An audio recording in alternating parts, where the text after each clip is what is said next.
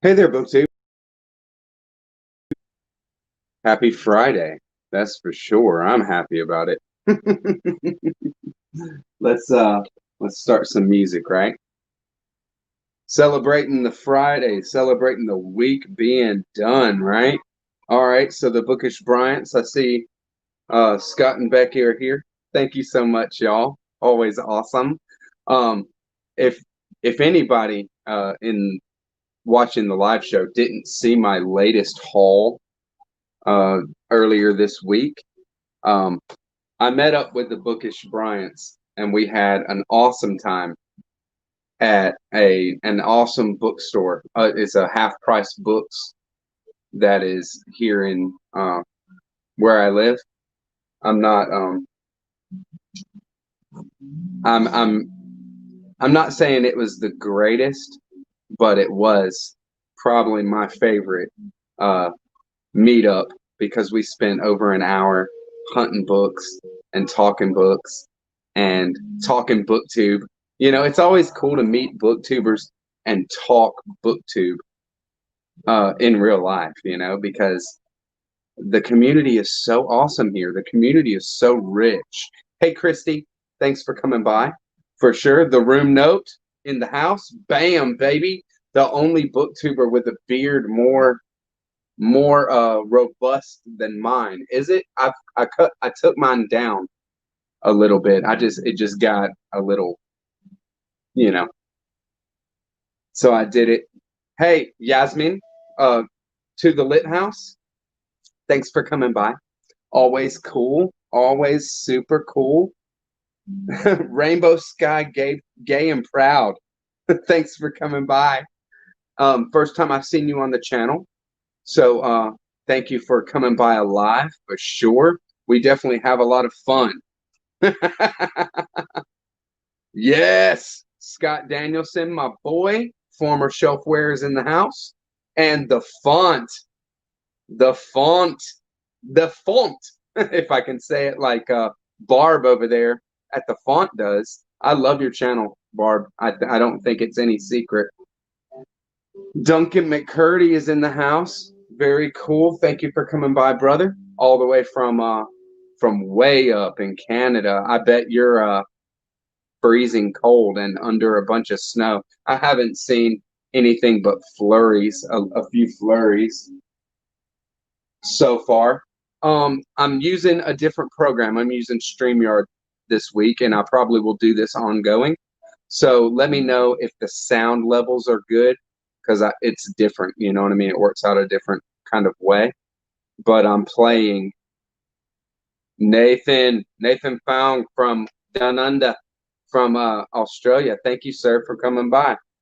For sure, this is cool. I'm oh so glad that work is done. Gotta get loosened up. But I got a fun itinerary for tonight. That's for sure. And y'all let me know how the music sounds. If you can hear it, if you can't, I'll turn it up.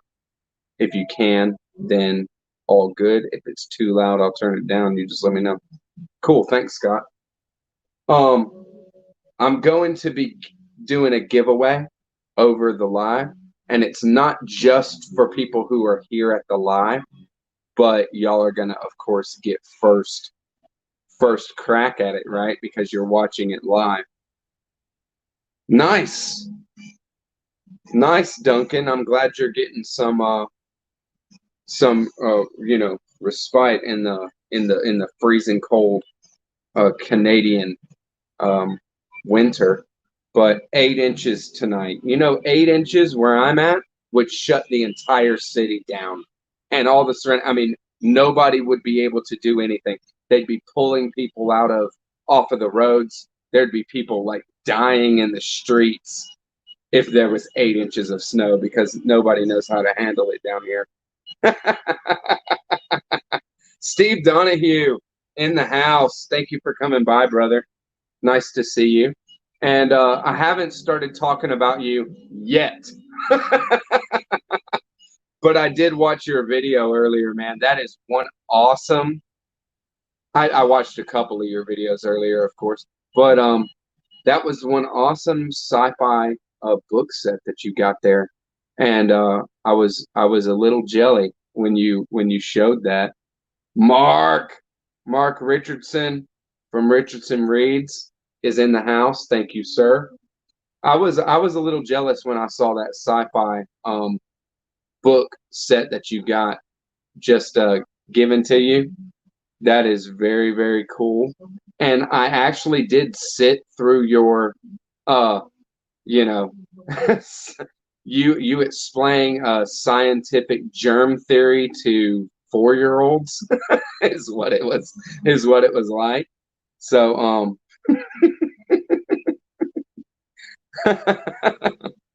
yeah, you'll never figure it out at this point.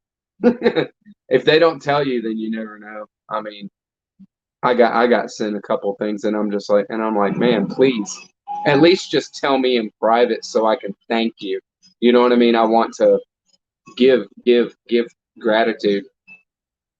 But so what I'm gonna do is I'm gonna throw out 5 questions over the course of this live, and they're going to be pertaining to my channel, or and they're going to get broader as they go. And I need an email. My email is on my about page, and an email in that answers the questions. And if you get all the questions um, answered, they don't have to necessarily be correct, but you have to get all the questions answered.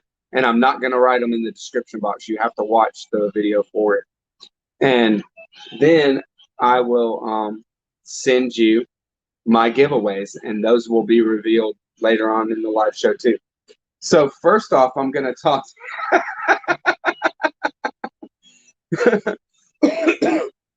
Yeah, right. I bet, Steve. I'm not really making a judgment on you, brother. I just like to give you hell. Yeah. STDs. He got a book about himself. If y'all didn't realize, Steve T. Donahue is an STD unto himself. So part of the haul that I got with Becky and Scott at Half Price Books, I mean, it was fantastic meeting up with you guys. But enough of that. Okay. Part of that haul is a debut novel, and I'm going to read a couple of debut novels the first half of this year because I love debut novels. I love experiencing debut novels. Danny from Benelli Speaks, thank you very much for coming by. Always awesome. And so, just so y'all know as well, I'm a little aside before I get started with the haul. I do not have the YouTube studio open anymore. I'm doing this on Streamyard. So on my laptop here in the front where I'm looking, I have the chat. So I can see the chat. And on my phone here is where I'm recording. So I don't have the YouTube studio anymore. So I don't know how many people are around or anything like that. I can just see the chat. So if you want me to know that you're here, I don't know how many lurkers we got. I don't know how many people are around unless you pipe up and at least say, hey, Silas, or sorry, Solace, George Solace is in the chat. Thank you for coming by, brother. George Solace is the author of Sea Above, Sun Below. What an amazing debut novel there. And I love debut novels. So I'm going to read a couple of debut novels this year. And the first debut novel that I'm probably going to sink my teeth into is Nothing But the Night by John Williams. This is his first novel. And I can't wait to see what he did just right off the bat, just to see where his mind was with his first novel and what he wanted to do. This is a New York Review of Books edition and looks pretty cool. Nothing But the Night, John Williams, he wrote 4 novels in his lifetime. So quite Nice. Infinite Being. Thanks for coming by, brother or sister. Oh, brother, Infinite Being. Yes, I remember we were having a little back and forth over my Buddhist from a Western perspective videos. I hope you're enjoying those. I love exploring spiritual traditions, and Buddhism is something that I have a very strong affinity for.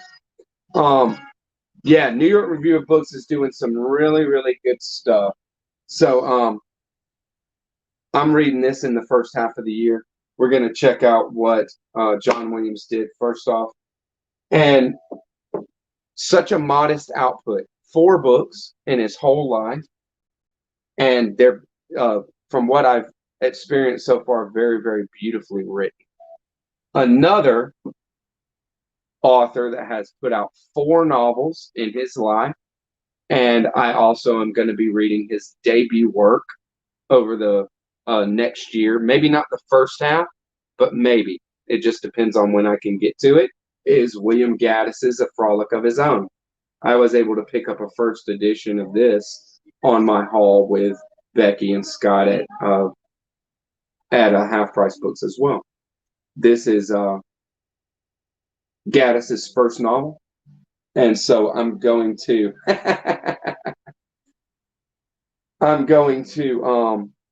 check this out because I want to know where Gaddis was with his first novel and what he was trying to do, what he was putting out.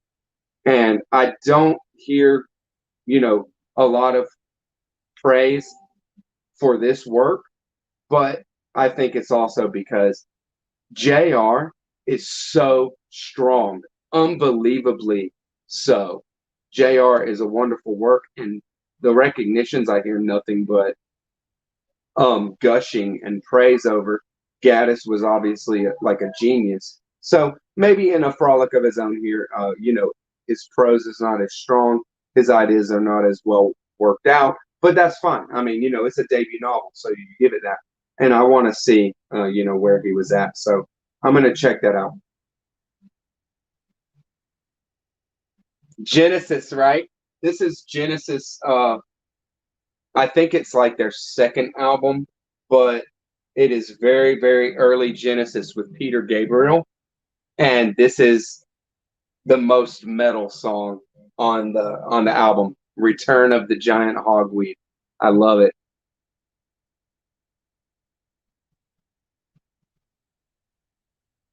Yeah, right? We need to, hey, baby, Emily Clemens, my wife, is in the chat. Thank you for coming by and seeing what we're doing. Emily is actually here, but I got the door shut so that I can not have cats jumping in the live show with me and kids and whatever. So thank you, baby. Always awesome to see you. Very cool. Yeah, New York Review of Books are beautiful stuff.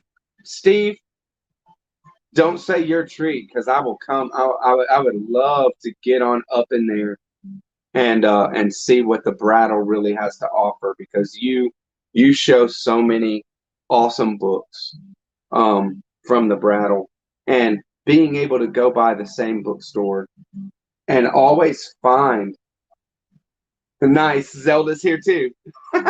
Zelda's watching Daddy. Very cool. Being able to go by the same bookstore and always find new stuff.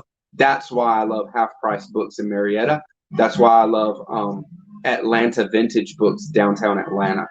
Those are the only 2 bookstores around the Atlanta area that I know of that I can do that kind of stuff.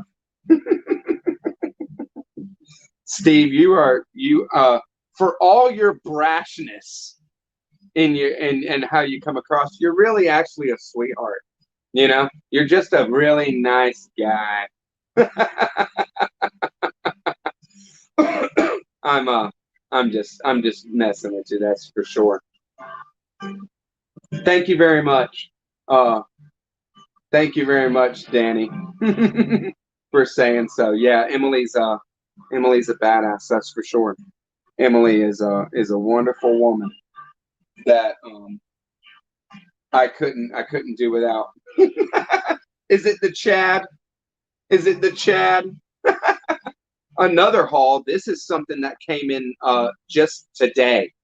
As I was setting up for this live and kind of gathering my thoughts, I opened up this right here. Did I give the first question already? The first question is, what is the first book that I reviewed on my channel? And we've already had a little bit of a hint in the haul. What is the first book that I reviewed on my channel? And the next book that I opened today, like right before, I started this live, pretty soon before I started this live, is Syon Doss's collection, Buried with the Night. He's an indie author. He wrote this book has like 4 or 5, no, 5 short stories, and I just wanted to get a taste of his style. Syon is a guy who I have talked to a whole lot. We've had a lot of back and forth. We enjoy it, and he actually has read some of my prose and gave me feedback. So I wanted to get a taste of his style and what he does. So I got this one here, and I will check it out at my leisure. Right, gonna be a quick read. And the next is one that came in. I've been waiting for this since Thanksgiving. This is a book that came in from Slovenia. There is a press in Slovenia called Corona Samizdat. I will link it in the description box. And Corona Samizdat is a press that is bringing back the author Chandler Brossard. This is Wake Up, We're Almost There. This is known as the Stephen Moore, a critic, said that this is the quintessential 60s book about American 60s. The cover is done by a semi-buddy, an acquaintance of mine on Instagram named Zach Tanner. He lives in Louisiana. And this is the new edition. The back cover of the edition, the original edition of Wake Up, We're Almost There, is now on the flaps. Chandler Brossard wrote that himself, the flaps, and we can get a picture of Chandler Brossard right here with his wife. And the introduction to this, written by Zach Tanner, is awesome. It is awesome. And that's all I've read so far. It's just the introduction. But I'm reading Wake Up, We're Almost There, the quintessential 60s book. And then I'm reading As the Wolf Howls at My Door, which is a quintessential 70s book, back to back. I'm going to do that for my big book TBR reading in 2021. So question number 2 for the giveaway is, do you think I will be successful in my 2021 reading plans? My big book TBR for 2021. I don't think Brossard. Oh no. Brossard and his daughter. Sorry about that. That's funny. Thank you, George, for saying that. And yeah, I just that's how it goes when I turn on the live. I just kind of say whatever comes to mind real quick, right? Hey, Steve Fuller in the house. Thanks for coming by, brother. For sure. Everything you remember from the 60s, you deny. Mark, sounds like a pretty good way to go. just stick with it, and you'll be good to go.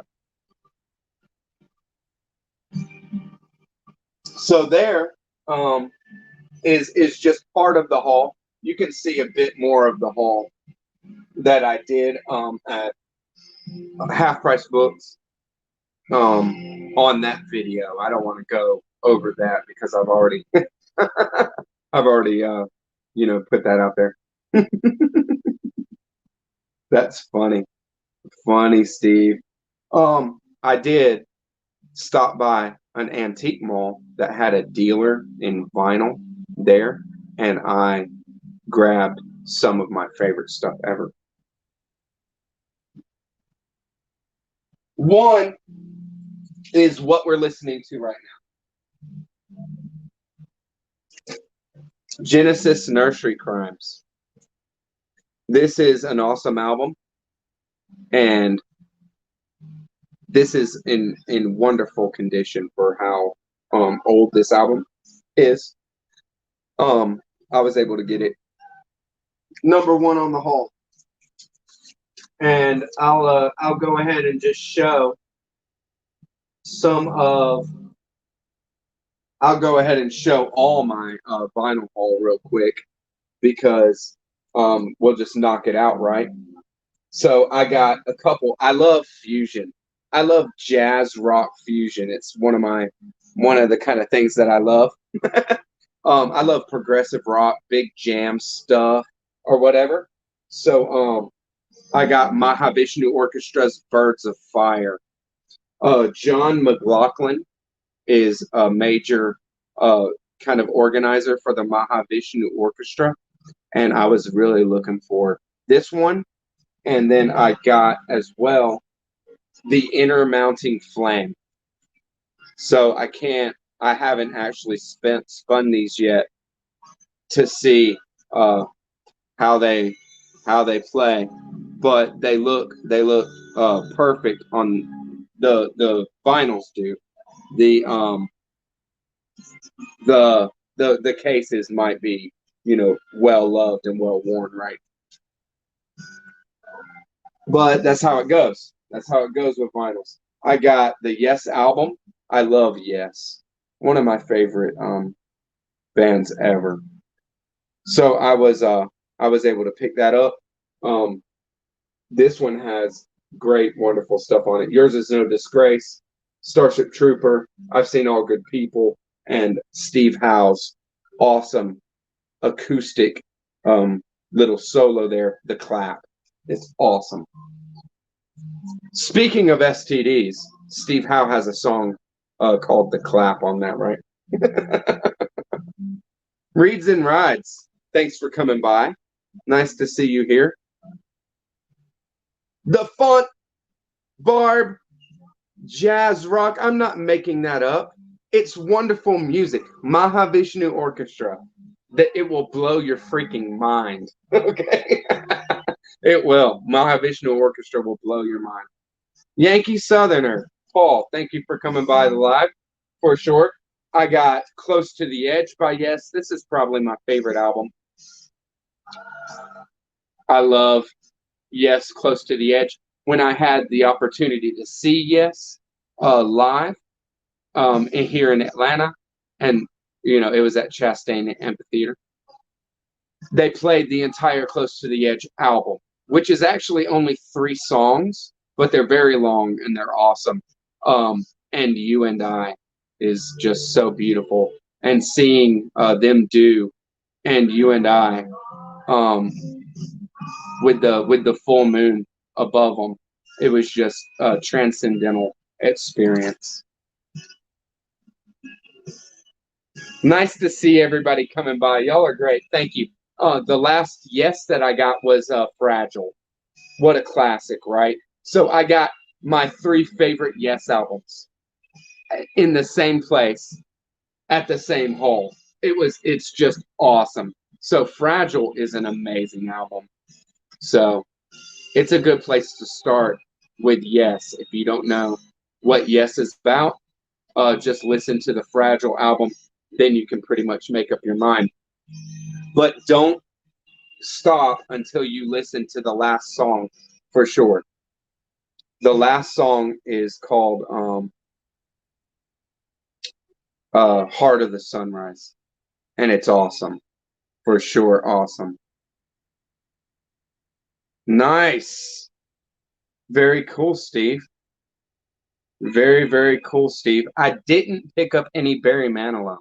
I didn't. It's too bad, huh? Too bad. I did see some Barry Manilow. But I'm going for, right now, I'm going for essentials in my collection. That's what I'm grabbing right now.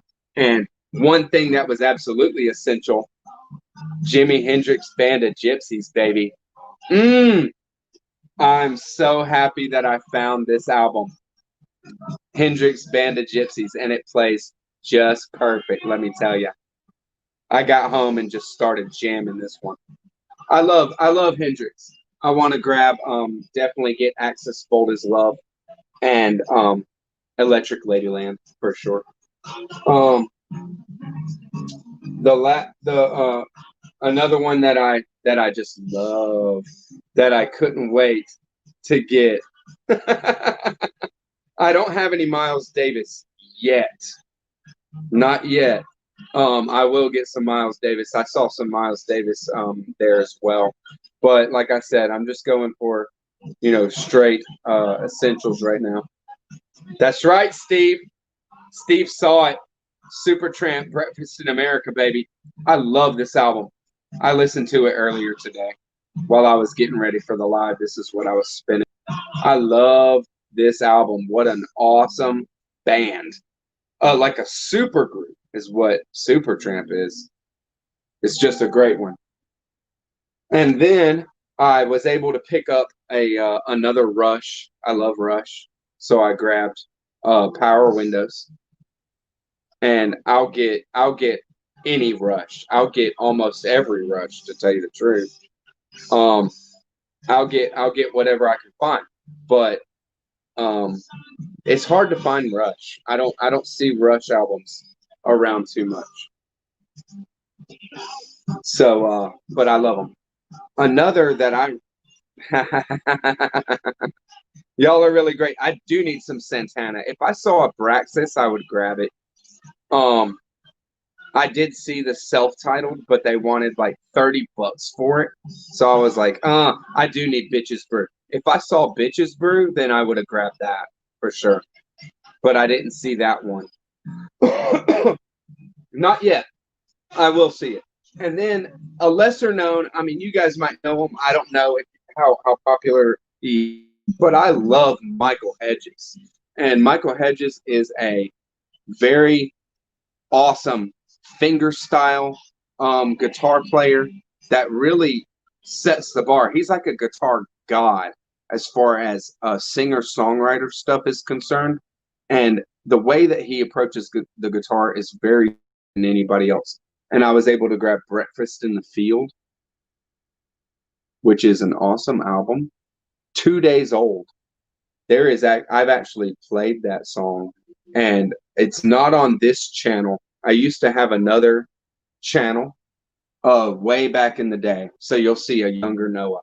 But if you look up just my name, Noah Clemens, I don't have control of that channel anymore. I don't know, how I would go about gaining control of that channel anymore. But what I did on that channel is did music and did guitar covers. So you can see, yeah, that's right, Windham Hill. And I got Live on the Double Planet as well. This is a great album. This is a great live collection.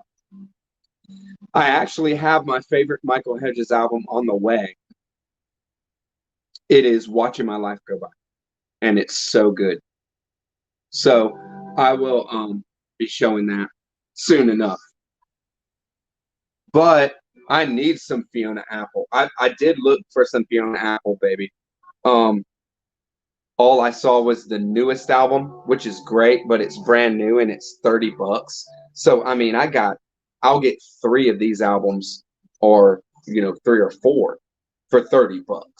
So I'm not looking to buy a brand new album unless, you know, I mean, I will buy Fiona Apple's stuff brand new. Okay, question number 3 on the giveaway.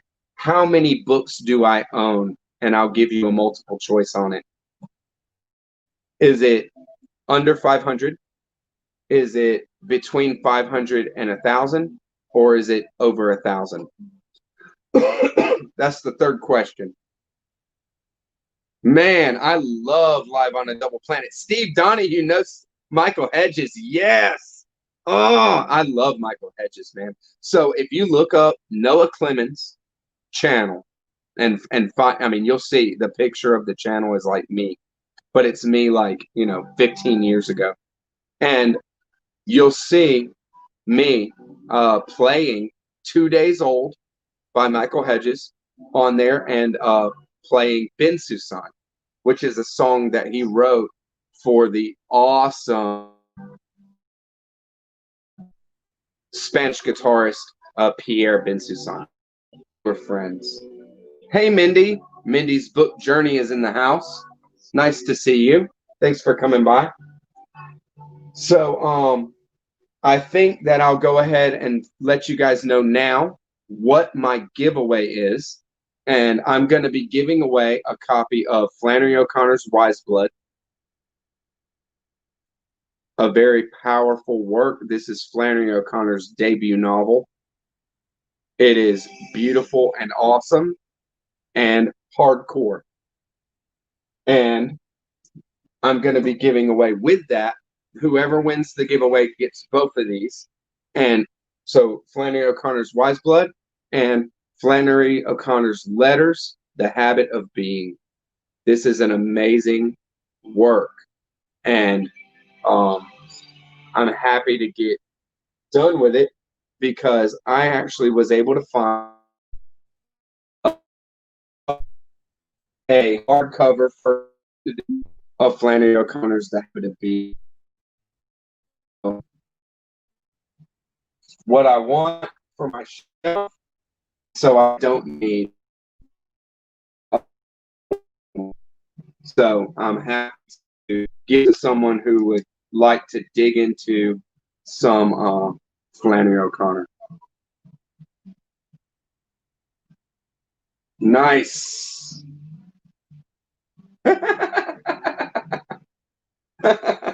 Nice, Barb. Barb thought I was giving away a pony. I tell you, it's just not in the cards yet, you know. So we're at a point in the live where I'd like to invite my friend Christy to join in if you like, and we're going to explore some Flannery O'Connor a bit, and then we'll move forward with the giveaway and talking, right?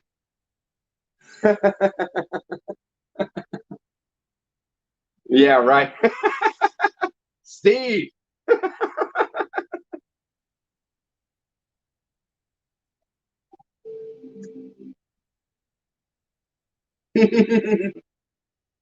You're so funny, Steve. I mean, I'll give not giving it away to random people. I'm giving it away to people who know what's up. Hey, Christy. Hey. How's it going? Okay, so I can hear you. You can hear me? Good. I can. I got to turn my volume up on my phone a bit so that I can hear you if we're going to talk, right? Yes. Richard Mark says it. Who is Flannery O'Connor? So do you want to take that one, Christy? Oh my gosh, yeah. Flannery O'Connor is an amazing Southern writer. She was a Catholic, so she did this weird thing where she combined her Catholic faith with like Southern Gothic horror, and it's just the most distinct and unique combination I've ever seen. She's actually possibly my favorite author. It's hard to say for sure, but Nice. I've never. What was that? Sorry. Nice. Well said. For sure. She's amazing. She's super unique, and I mean, I personally fell in love with Flannery O'Connor the first time that I read her stuff, because she is like from here. I feel like I'm listening to, like, I don't have any sisters in my life, but I felt like I was listening to a sister talk about people in our community, and just, and I mean, there's a lot of freaks, and there's a lot of that kind of stuff in Flannery O'Connor's writing, but it's distinctly Southern and almost distinctly Georgia. So Yes. I was in, and I was loving it. You said that Wise Blood was the most intense book that you've ever read, and let me tell you, Yeah. you gotta steal your wool for The Violent Bear It Away, because this is Wise Blood, times 10. It is Flannery O'Connor doing exactly what she wants to do, very, very well. Whereas in Wise Blood, she was trying for her first time. And I love this. I love The Violent Bear It Away. What an awesome work. I'm saving that one to buddy read it with you. Let's do it. I mean, I'll reread it. It's due for a reread. It's like any other Flannery O'Connor. It's very easy. It's easy reading as far as. Oh, I think Noah froze. Hello, everybody. I saw Danny. Looks like we just got messed up for a minute. Oh, hey, there you are. Yeah, it looks like we just got messed up for a minute. The Bookish Bryants. She writes about satanic missionaries. The Violent Bear It Away is so powerful. Steve Donahue calls it a blistering home run. I think that's true. This is what I should have been doing the whole time. Do you see this? There you go. And I can, I should be doing that, but I haven't. Whatever. I'll figure out StreamYard a little bit better on. This is my copy of Wise Blood. I love this. This is the same edition that I read first, and it's a powerful work. It's good. Okay. So that's a beautiful edition. Goes for it. Yeah, I love it. I tell them, I'm like, just go for a first novel. If it's your thing, then it'll be your thing. And John Huston, I have the Criterion Wise Blood. John Huston, who is Angelica Houston's father, did this movie. It is a fantastic adaptation. The guy's name is, I forget his name all the time, but it says it on there. If I can find it quick enough. The thing I loved about Dorif, I think. Dorif, he's the main actor, and he does Hazel Motes to a T. He's so intense, and Hazel Motes is super intense. He's very intense.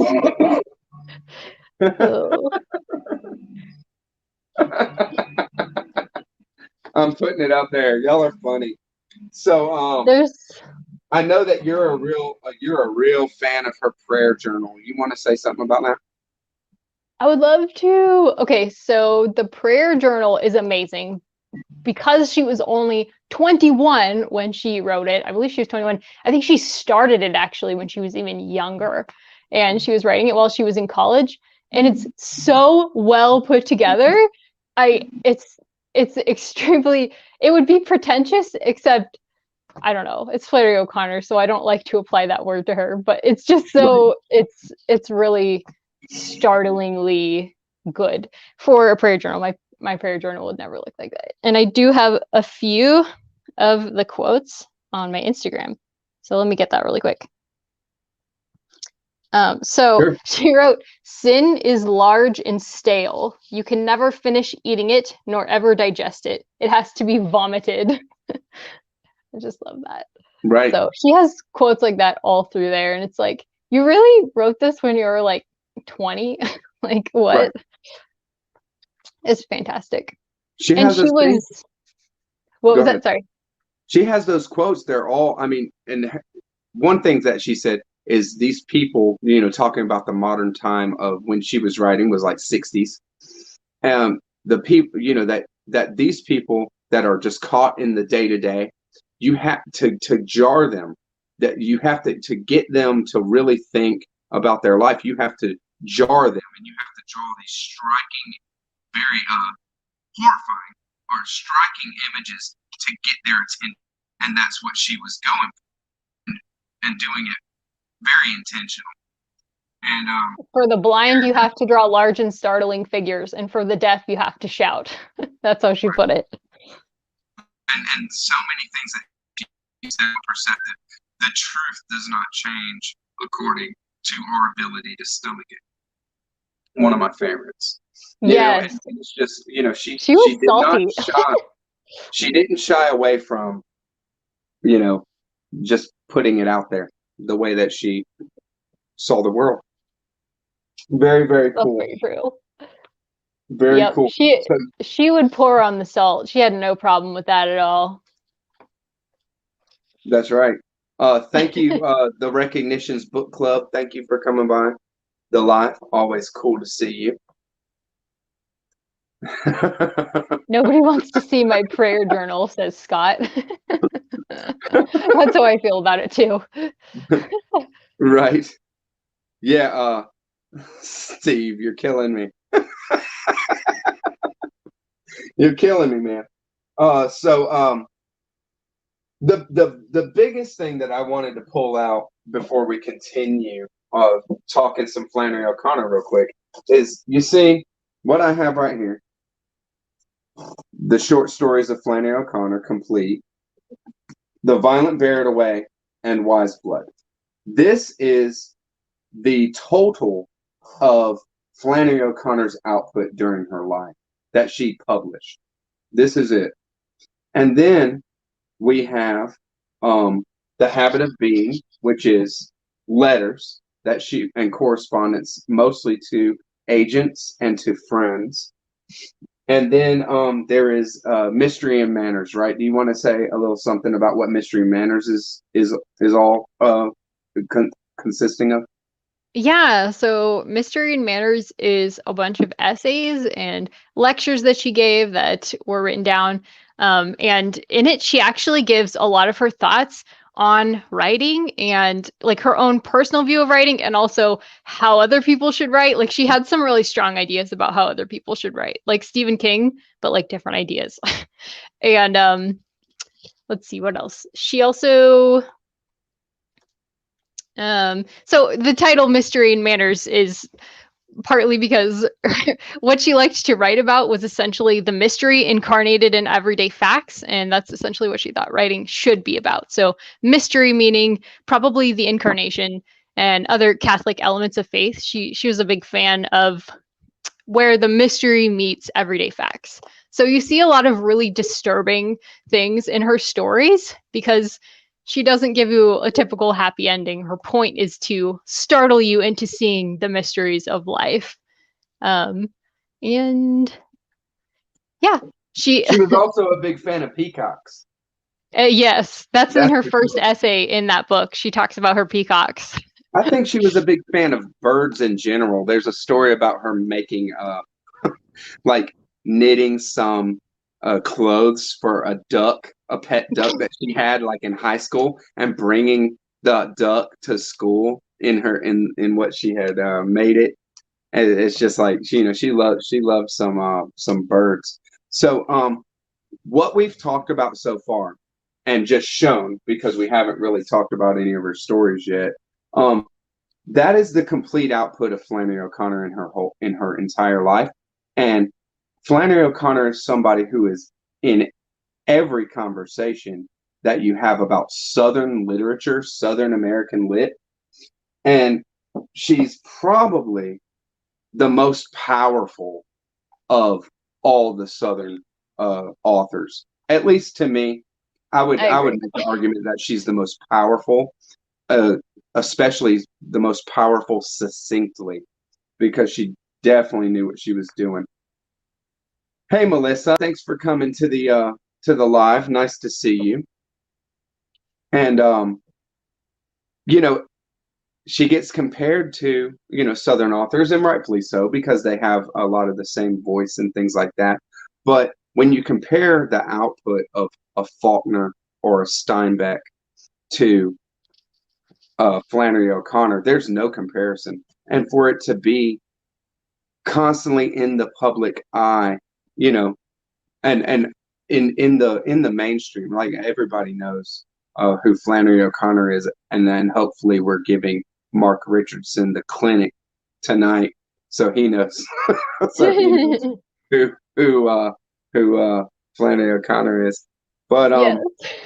it's just awesome that that she did so much with so little. What I wanted to Right. touch Well, on, one more thing I wanted to say about Flannery O'Connor is that she battled lupus for the last the last third of her life. It was a hard battle after right when she was starting to gain traction as an author and to publish, she was stricken with lupus and moved back home down here to Milledgeville, Georgia, where she lived, wrote, suffered, and died and died an early death. So, number that's part four, of my why her question. output was low. She died really Right, young at like right, 41. And she right, also revised like a lot. Her stories are so tight. right. Well, she was. You'll see this in her letters, especially with her letters to her agents. She was meticulous rewriter. She was distilling everything down all the time and making her stories as powerful as she could with as few words as possible. It's awesome. It's very, Yes. very awesome. Um, because of just on that note, I wanted to say the fourth question on the giveaway for Wise Blood and the letters of Flannery O'Connor is, give me an author that has suffered an affliction for most of their life. An author that that was battling something, whether it be a disease or whether it be an affliction of some kind. Um, Maybe somebody like John Donne, somebody that went blind or something like that would fit into this category. But um, there it is. So, what's your favorite? I mean, maybe it's hard to say it, but maybe your top three Flannery O'Connor favorite short stories. My favorite story is one that I've never heard anybody really talk about, but I read it in college. It's called The Lame Shall Enter First. Have you read that one? The Lame Shall Enter First. Yeah, it's great. That one is amazing. Yeah, it's a good one. Really And good. it talk about child death. That was a theme in a couple of her stories. I know Codex did The River. That one was really good. I love The River. Yeah. It's a And great one. then I know so many people love A Good Man Is Hard to Find, and that one's really funny, but I wouldn't put it in my top three. Let's see.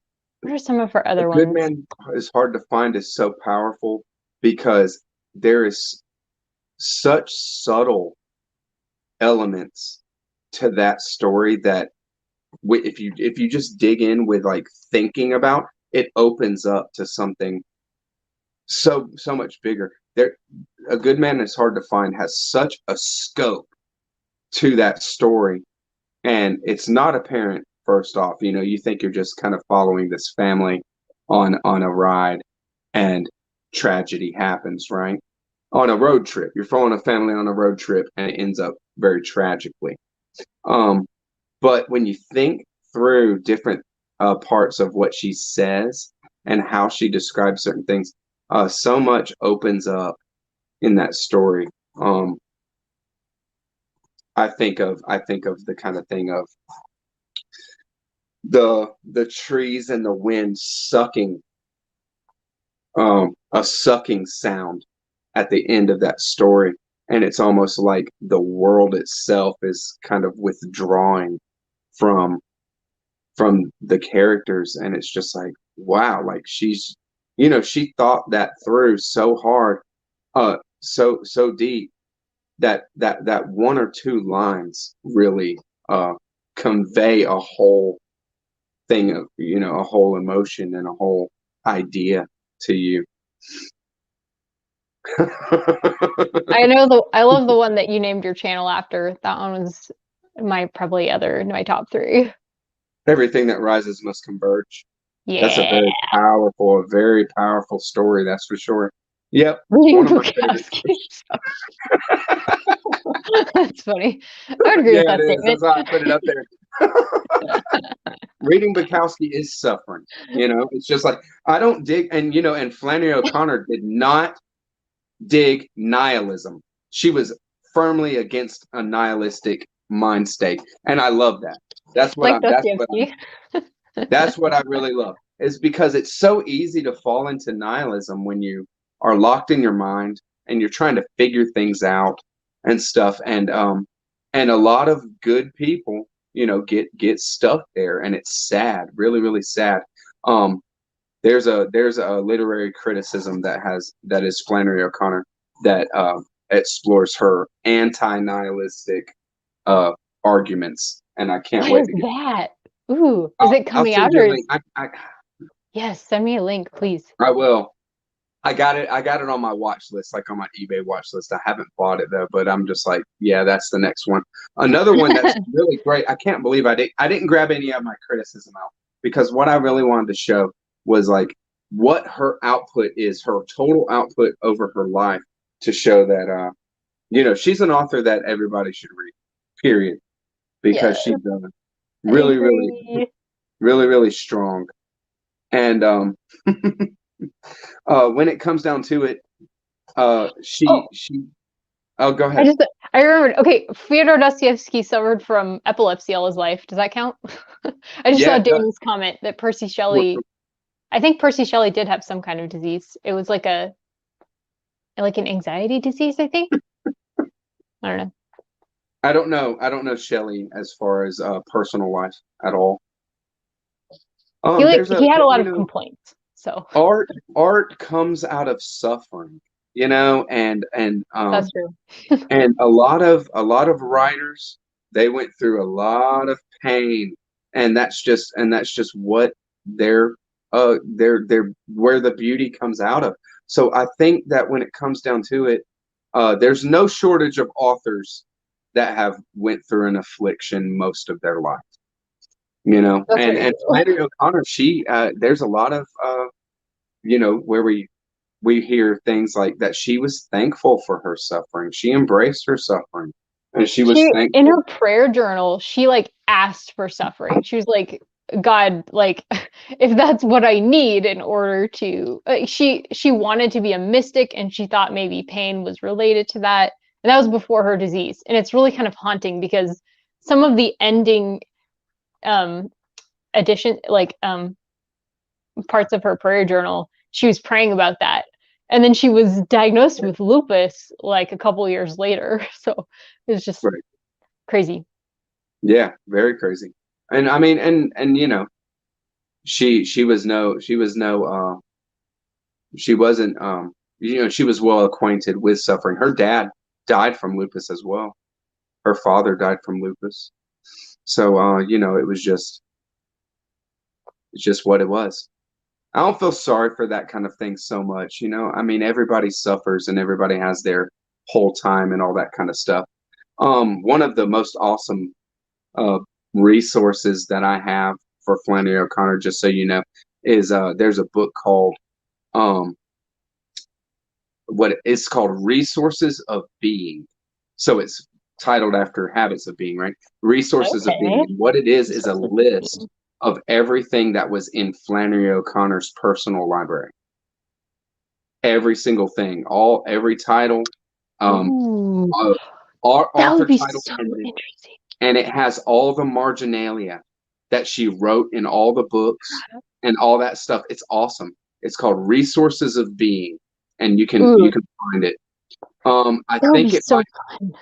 I might have shown this kind of stuff on my Flannery O'Connor author spotlight, I'm not sure, but I think I did. You probably did. That's how I found your Really, channel, by really the cool. way. I don't know if I told Nice. you that. Cool. Very cool. No, I didn't know. But I mean, it's been a while now.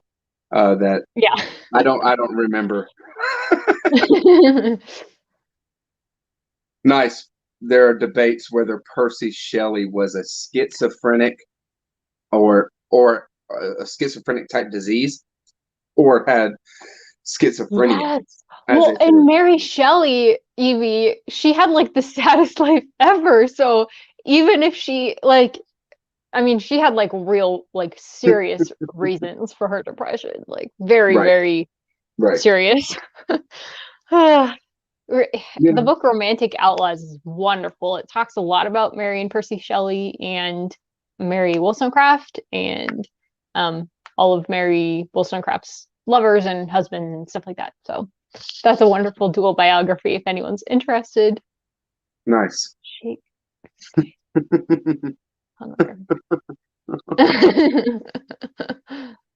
Yeah, Yeah. he said the author said that. Well, when he woke up next to Steve in bed, right?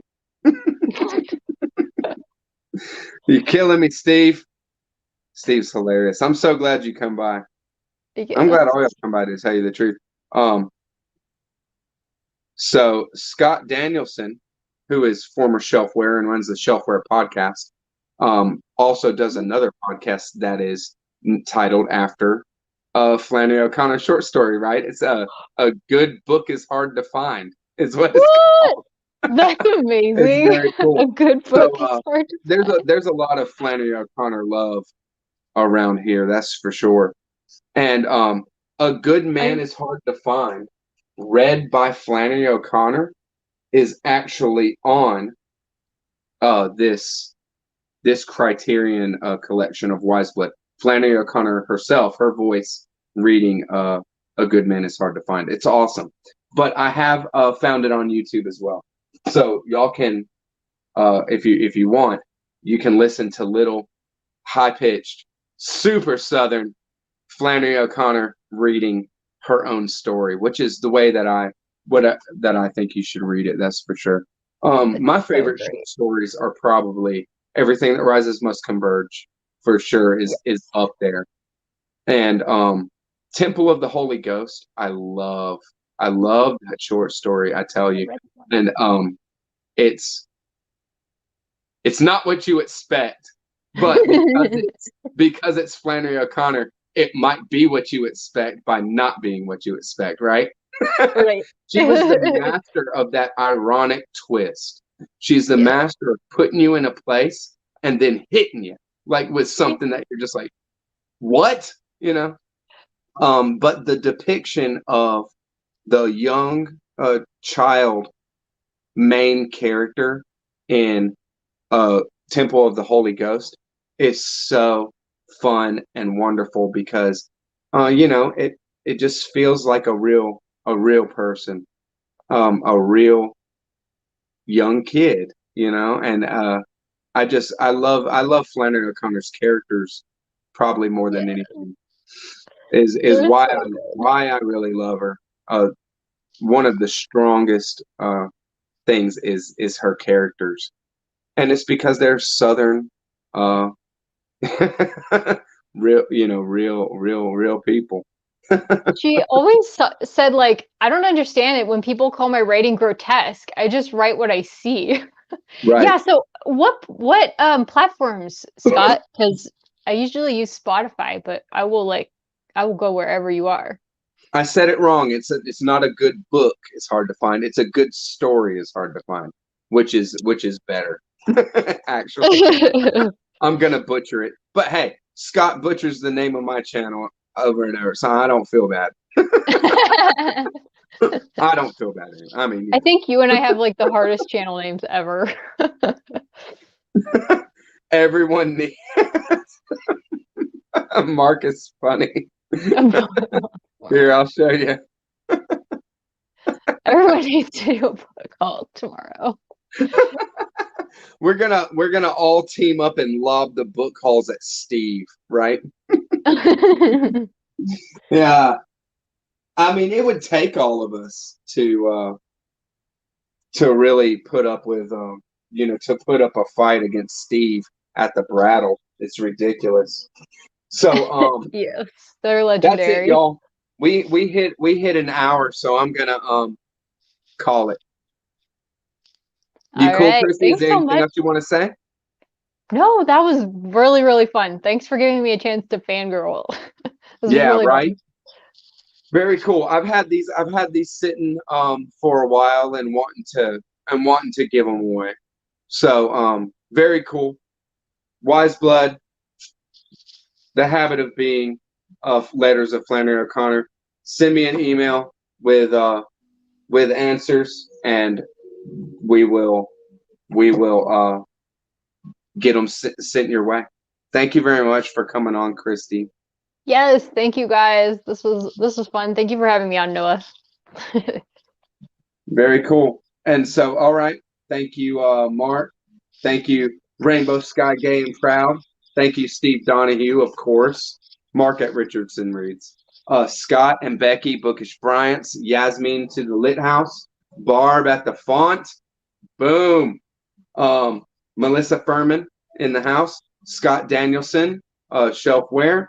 Um, there's so many I'm gonna always forget, right? The Room Note.